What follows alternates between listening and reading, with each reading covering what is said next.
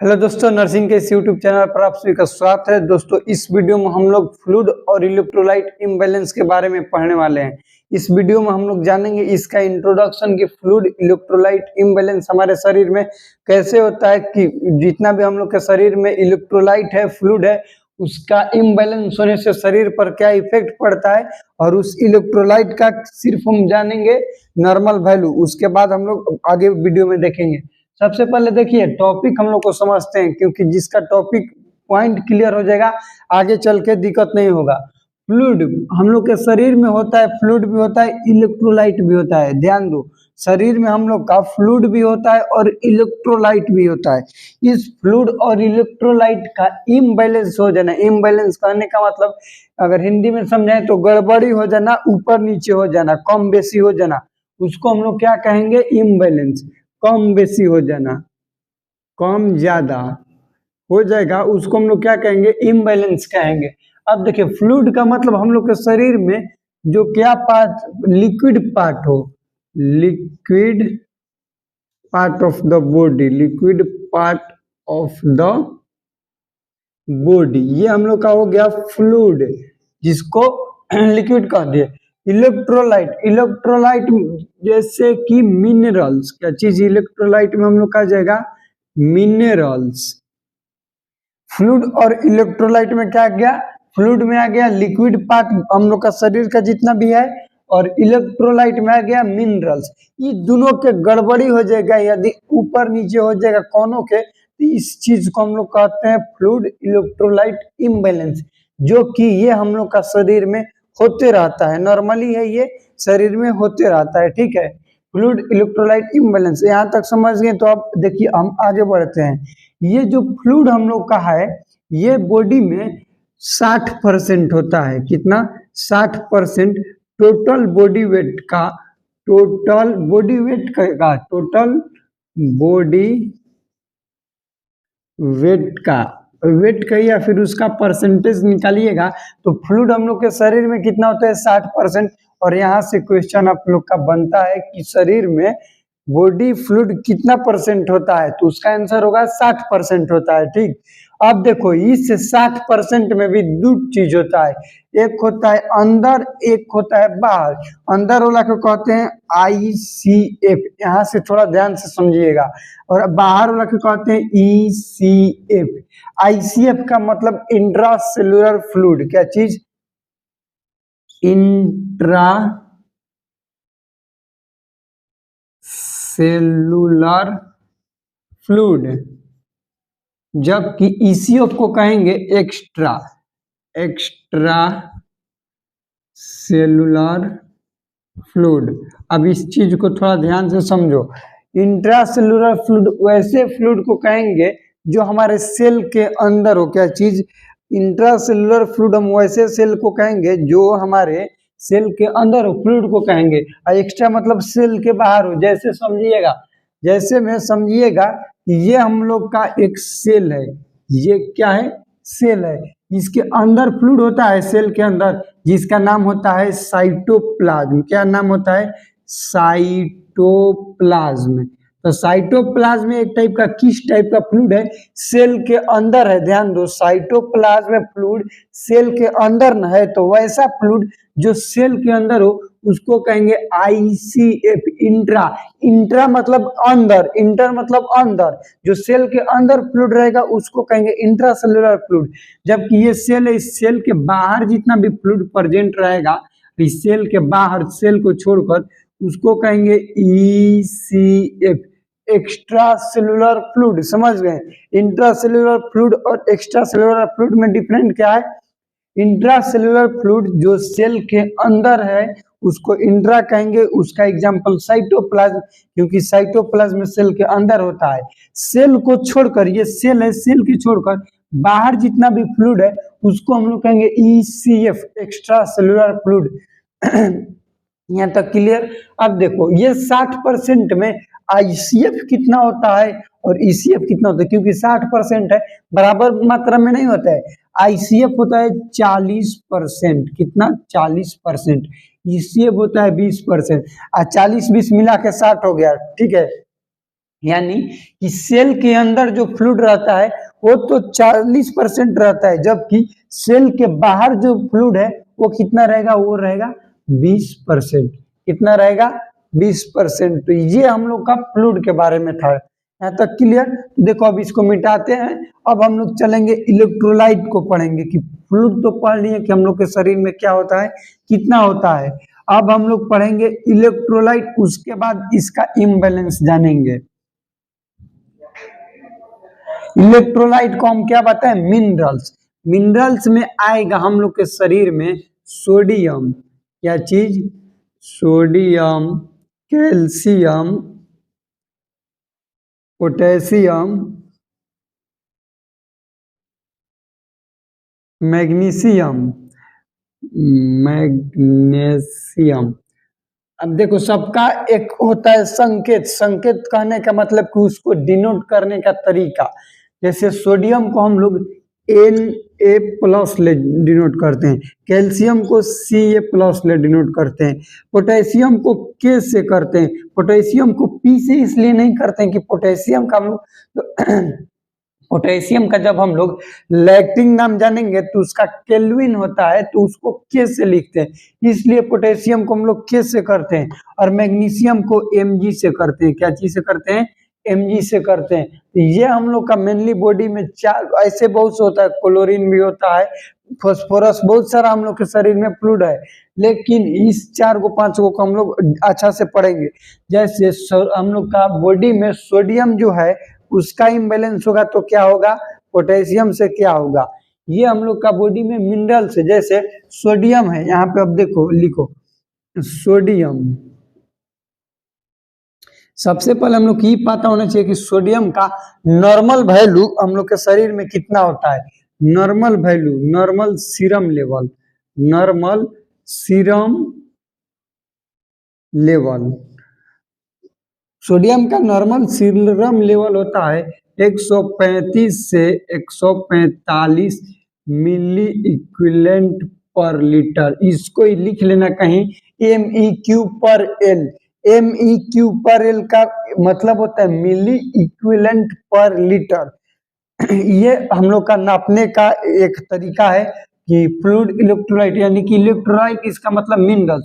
Minerals को उसको नापने को, उसका क्वांटिटी जानने के लिए एक यूनिट यूज किया जाता है, जिस यूनिट का नाम है मिली इक्विवेलेंट। क्या नाम है, मिली इक्विवेलेंट पर लीटर। मतलब 1 लीटर फ्लूइड में 135 से 145 हम लोग का क्या रहेगा, सोडियम रहेगा।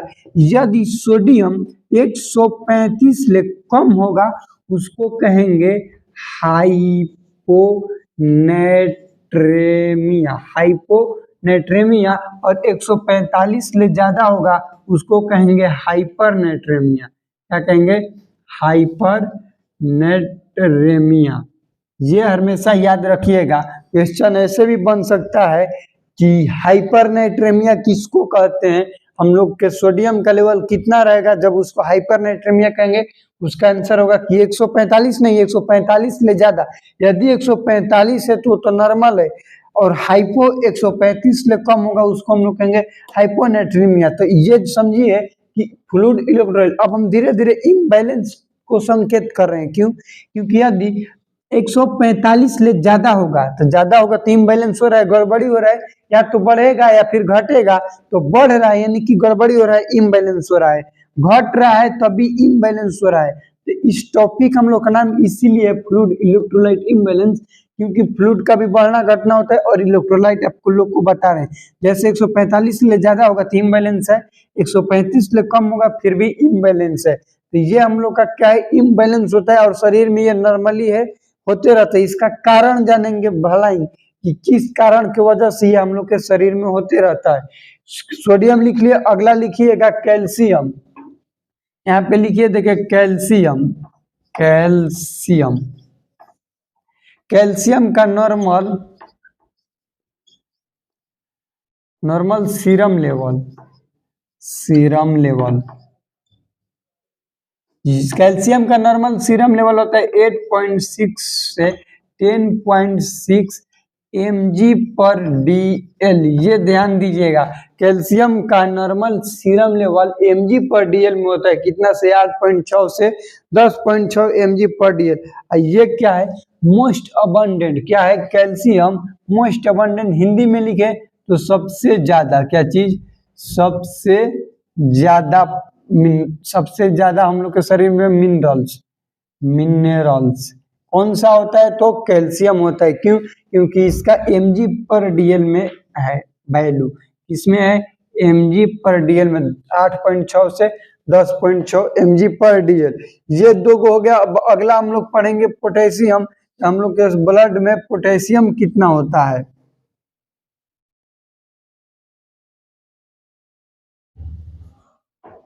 हाँ देख लीजिए यहाँ पे, जैसे कि कैल्शियम जो है, कैल्शियम का वैल्यू बढ़ेगा तो उसको क्या कहेंगे, घटेगा तो क्या कहेंगे। 10.6 है, यदि 10.6 से वैल्यू बढ़ जाएगा उसको हाइपर, हाइपर तो सब याद रखना है, क्योंकि किसी भी चीज का मान बढ़ता है उसको हम लोग हाइपर कहते हैं। कैल्शियम का 10.6 से मान बढ़ जाएगा उसको कहेंगे हाइपर कैल्सेमिया, कैल्सेमिया। घट जाएगा तो हाइपर, हाइपो सॉरी, घट जाएगा तो हाइपोकैल्सेमिया। ये हमेशा याद रखिए। इसमें भी इम्बैलेंस होगा, 10.6 से ज्यादा बढ़ेगा तो बढ़ रहा है तो इम्बैलेंस हो रहा है, गड़बड़ी हो रहा है। 8.6 से घटेगा तो ये हाइपो में आ जाएगा। ठीक, अब देखेंगे हम लोग पोटेशियम के बारे में। किसके बारे में, पोटेशियम। पोटेशियम को के से, सबसे पहले ये याद रखिएगा कि पोटेशियम को के से, क्योंकि बहुत बार लगता है कि पी से पोटेशियम है तब पीए लिख देंगे, नहीं, पोटेशियम को के से डिनोट किया जाता है। इसका नॉर्मल सीरम लेवल होता है 3.5 से 5.1 मिली इक्विवेलेंट पर लीटर। कितना, 3.5 से 5.1 मिली इक्विवेलेंट पर लीटर। इसका वैल्यू बहुत ज्यादा किताब में अलग अलग दिया रहता है, लेकिन एक नॉर्मल यही है रेंज। क्यों, एक इसमें दो बढ़ भी सकता है पॉइंट के बाद। 5 तो इसमें फिक्स है कि 5 ही रहेगा, इसमें 3 फिक्स है कि 3 ही रहेगा। इसमें बड़ा घटा हो सका है, ये 5 है तो कहीं 2 दिया होगा, ये 1 है तो कहीं 5 दिया रहेगा, ये 3 और 5 के रेंज में रहेगा। अब देखो, जब पोटेशियम लेवल हम लोग के ब्लड में बढ़ जाता है उसको क्या कहेंगे, और घट जाता है तो क्या कहेंगे। सिर्फ इस वीडियो हम लोग यही जानेंगे। अगले वीडियो में सारा टॉपिक को पर्टिकुलर आराम से पढ़ेंगे और उसमें जानेंगे कि उसका बढ़ने का क्या कारण है और घटने का क्या कारण है। यदि वो फ्लूइड हमारे शरीर में बढ़ जाता है तो उसका क्या साइन एंड सिम्टम्स यानी कि लक्षण दिखेगा, कि ये शरीर में हम लोग का कैसे पता कर लेंगे कि शरीर में इस फ्लूइड, इस मिनरल्स का बढ़ा हुआ है, ये मिनरल घटा हुआ है। देखो, जब पोटेशियम हम लोग के शरीर में बढ़ जाता है उसको तो हाइपर, ये तो रट देना है, हाइपर कैलेमिया कहेंगे, कैलेमिया।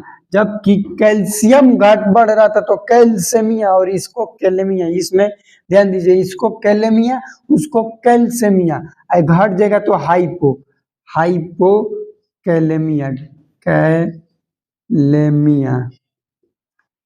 ये ध्यान दीजिएगा। अब हम लोग का लास्ट फ्लूइड बचा जिसका नाम है मैग्नीशियम। क्या चीज नाम है, मैग्नीशियम।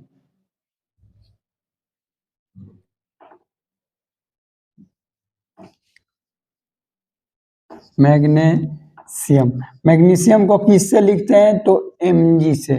मैग्नीशियम को हम लोग किससे डिनोट करते हैं तो Mg से डिनोट करते हैं। यदि हम लोग के शरीर में मैग्नीशियम बढ़ेगा तो उसको हाइपर, ये तो जानते हैं, हाइपर मैग्नेसेमिया। क्या चीज, मैग्नेसेमिया। मिया का मतलब ब्लड, ब्लड में जब हम लोग का मैग्नीशियम का वैल्यू बढ़ जाएगा हाइपर मैग्नीशियमिया, घट जाएगा तो हाइपोमैग्नीशियमिया। अब देखो, ये हम लोग मिनरल्स के बारे में पढ़े। अब समझेंगे इसमें थोड़ा सा जो फ्लूइड है वो फ्लूइड किस टाइप के बढ़ता है घटता है, क्योंकि अभी तो हम फ्लूइड के बारे में बताए थे परसेंटेज, ये हम लोग का मिनरल्स था। अब जानेंगे कि हम लोग के शरीर में किस टाइप के फ्लूइड होता है और क्या क्या उसका हम लोग के शरीर में है, जैसे कि बढ़ जाएगा तो क्या होगा, घट जाएगा तो क्या होगा। तो अब देखेंगे फ्लूइड के बारे में। तो फ्लूइड हम लोग के टोनिसिटी के आधार पर रहता है शरीर में। किसके आधार पर, टोनिसिटी। टोनिसिटी कहने का मतलब एक समझिए उसका गुण लक्षण, क्वालिटी। वो कितना प्रभावशाली है, प्रभावशाली कहना सही रहेगा, क्या चीज, टोनिसिटी के आधार पर।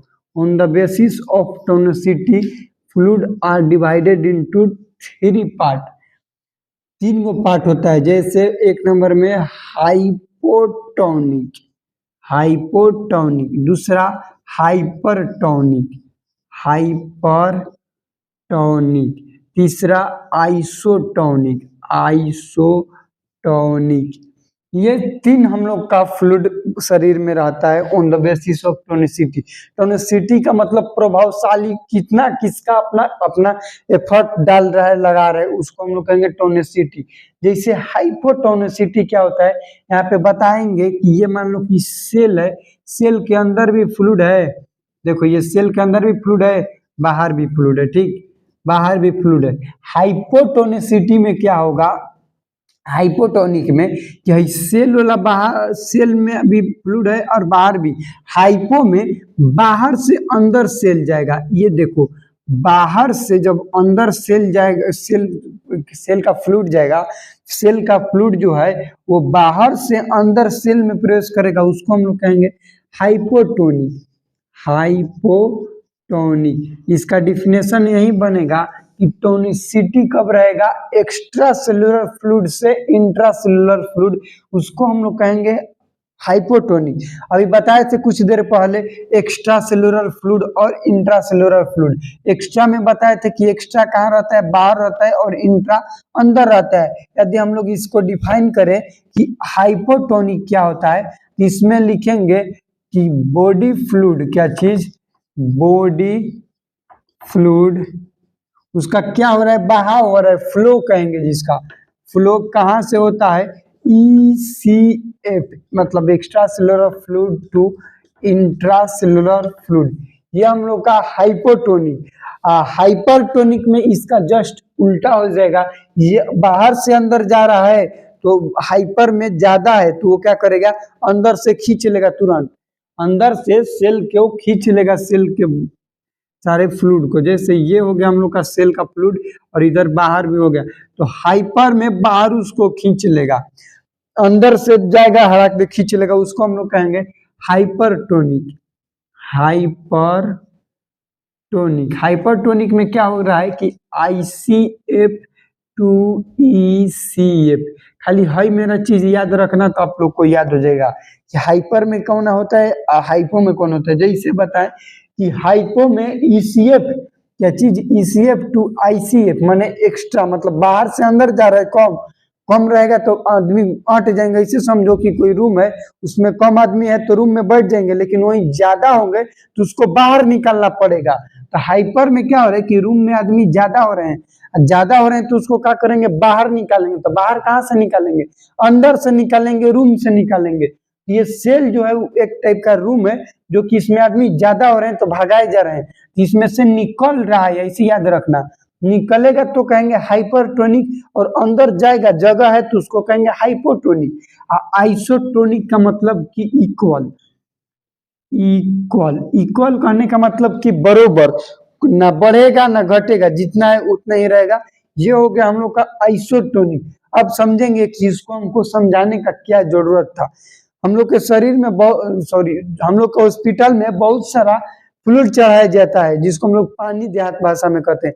उसका अलग अलग नाम रहता है, जैसे रहता है RL, NS, DNS, ये सब फ्लूइड रहता है। तो ये फ्लूइड आखिर क्या करता है हम लोग के शरीर में, इसको हम लोग देहाती भाषा में, नॉर्मल भाषा में आदमी कह देते हैं कि उसको पानी चढ़ रहा है। ये पानी नहीं है, ये फ्लूइड क्या करेगा कि हम लोग के बॉडी में पहले जांच होगा तो डॉक्टर को पता चलेगा कि इसको क्या प्रॉब्लम है, हाइपरटोनिक है, हाइपोटोनिक है, आइसोटोनिक है। मान लो कि कोई आइसोटोनिक तो बरोबर है, कुछ नहीं होगा, हाइपरटोनिक हो गया। हाइपरटोनिक आने का मतलब कि सेल के अंदर के जितना भी उसका फ्लूइड है बाहर सब लीक हो रहा है, तो उसमें क्या होगा, सेल तो एकदम खोखला पड़ जाएगा, सेल सुखा जाएगा, सेल में पानी नहीं बचेगा, उसका फ्लूइड नहीं बचेगा। तब क्या करेगा, उसको एक्स्ट्रा फ्लूइड चाहिए, जो कि बाहर से देंगे तो क्या करेगा, उस सेल के अंदर जाके वो जो बाहर से पानी चढ़ेगा उसको मेंटेन करेगा।